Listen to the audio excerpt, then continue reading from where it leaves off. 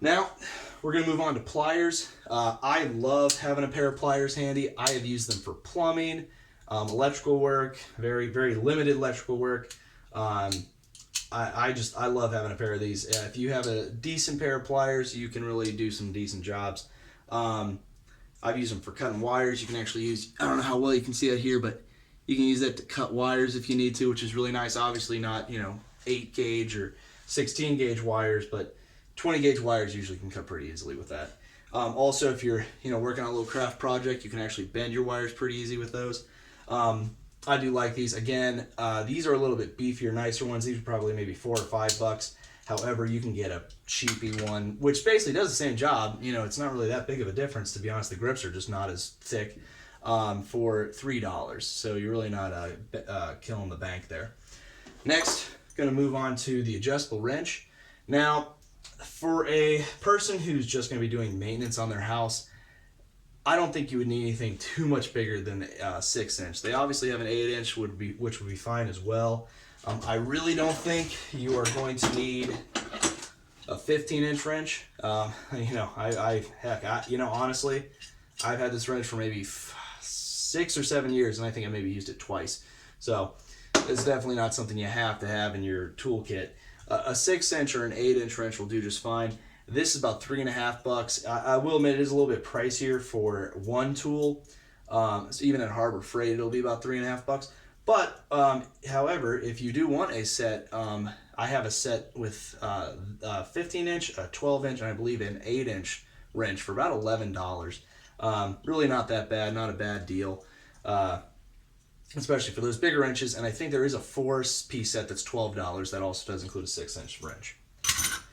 Next, we're going to go ahead and talk about tape measures. Now, I will say this again, you'll probably notice, another Pittsburgh brand, showing a lot of Harbor Freight stuff, because honestly, it's pretty good bang for your buck. Especially if you're only using this maybe a couple times out of the year, you're really going to save some decent money at Harbor Freight, and they've really stepped up on their tool quality as of late. Of course, if you're not using the tool for its purpose or job, yeah, it's going to break. It's just that simple. Anything that you use too much or using the wrong way can break. So don't hold me, don't go in the comments that, I had one of those tape measures and, I ripped it out and it just broke on me. Well, you really shouldn't be, ripping them out like that. However, I like these. I like the 25 footers better than the 12 footers or 16-foot tape measures, even though those will do most of the jobs you need. Measuring out furniture, measuring pieces of wood. What I like about having the 25-foot option is, first of all, it's not that much bigger. It really isn't, especially in a tool bag like this. You're not taking up a lot of extra room.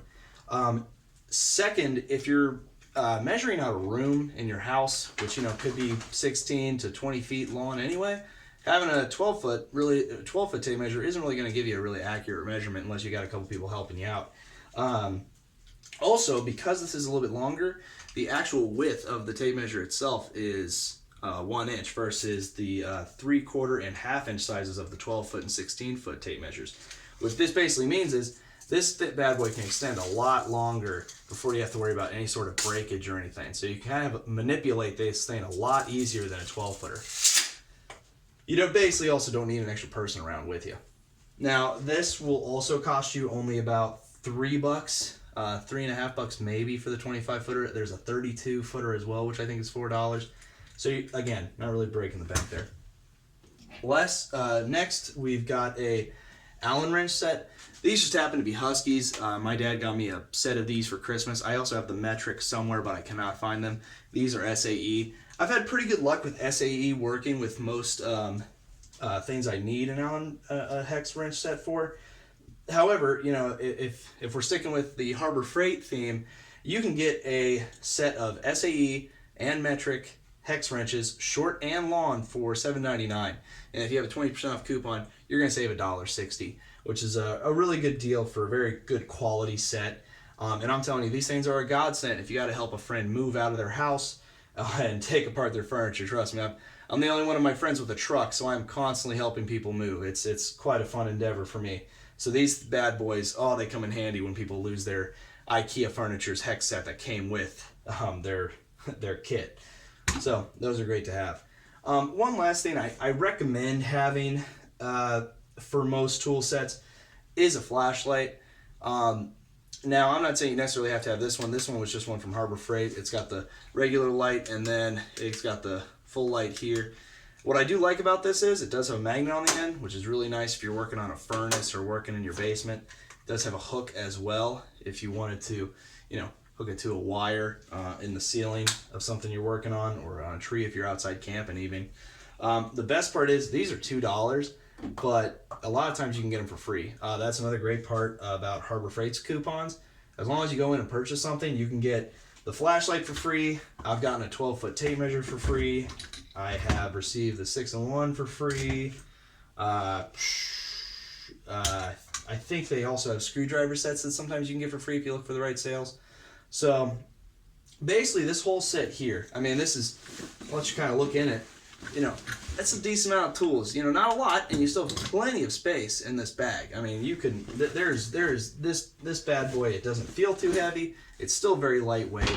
There's plenty of room for this. And obviously you can fill this up with hardware. We'll get to that in another video of different hardware I think you should have in a toolkit just to stay prepared.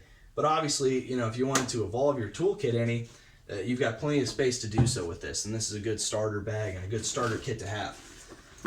So I want to kind of wrap things up with talking about a couple tools that I'm sure people are thinking I should have included in this, and I'm going to kind of give some explanation why I did not. The first explanation is I wanted to keep this pretty short and reasonably priced for most people who don't have the money to spend upwards of $80, $100 to go buy tools for their place. Obviously I do think tools are a good investment, but if you just don't have that money, you don't have that money. One of the first tools that people are probably saying, why haven't you included, is a level.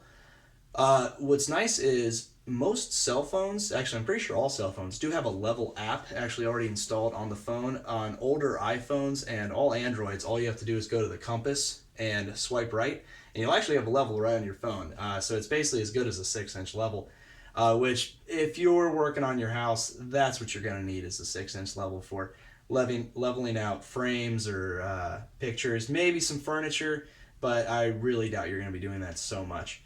So you don't need to spend any money on that. However, Harbor Freight does have some cheap 6-inch levels for $2, $3. Home Depot has 6-inch levels all the way up to 4-foot levels for a couple bucks. They're not bad, but I just don't think you need them for a basic toolkit yet. We'll get there when we talk about more advanced tools. Another thing is probably a socket set. I gotta imagine people are probably getting really mad at me for not mentioning these. Unless you're doing a lot of work on your car, which I'm not saying you're not, but unless you're doing a lot of work on your car, I really don't see where you're going to need a socket set in the house. Maybe if you know a little bit about working on like AC units and stuff, you might use a socket wrench set. They're nice to have, don't get me wrong, I like having mine, but if you want to save the money, you don't need this for a lot of the stuff in your house. In your car, sure. If you're working on your lawnmower or maybe some other power tools you have, then yeah, this will be a great tool to have. But I'm assuming that for what we're doing here, with just a basic toolkit for someone who just wants to do a little bit of work around the house, you're not going to be using a socket set that often.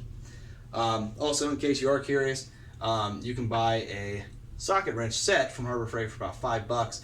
However, I do recommend just getting the socket wrench set for the actual socket wrench, and then upgrading, getting their nicer, it's still a Pittsburgh brand, but it's a little bit nicer than that $5 set. This, I believe, is $7.99 for the SAE, and then another $7.99 for the metric. And it goes from, I think it's 3/16 all the way up to 9/16. So you got a pretty good spread there. And you can also obviously buy bigger sets. And then lastly is the handsaw. I'm going to stay away from the handsaw. Most people are probably thinking, have one of these bad boys. Obviously this would not fit in a 12-inch, and I don't even think it really fits in the 15. Not that great. I probably could finagle it in there, but it's not going in there great, and it's going to rip the bag. Obviously they do make smaller handsaws. I'm not ignorant of that. However, I do believe you kind of get what you pay for with saws. I actually recommend a little bit more expensive saw. This is the Milwaukee. What's great about this is it's a flip out saw, so you do get a little bit more. Oh wow, that kind of went a little overboard. You do get a flip out saw, which is really nice. And what's nice about this too, you can actually change out the blades. These are just standard Sawzall blades. It'll take any Sawzall blade you need. What I like about that is that first of all, instead of having to make sure the saw blade stays sharp and keeping a lot of maintenance in it, you know, you just throw one of these bad boys in, use it when you need it, and when you don't worry about it. And then if it's dull, you take out the blade and change out for a new one. What I also really like is that Sawzall blades can be used for metal. So you can actually take apart some metal pipes if you need to. It's a lot more work, but it can be done. So I'm going to save that more for another video, more advanced tools, because I really don't believe that most, you know, basic people that need this toolkit are really going to be using the handsaw for a lot of things. Maybe a little bit of drywall work, but honestly, if you're doing drywall work, I recommend a utility knife over a handsaw in most situations. So I'm going to kind of wrap up here, and I hope you all learned something.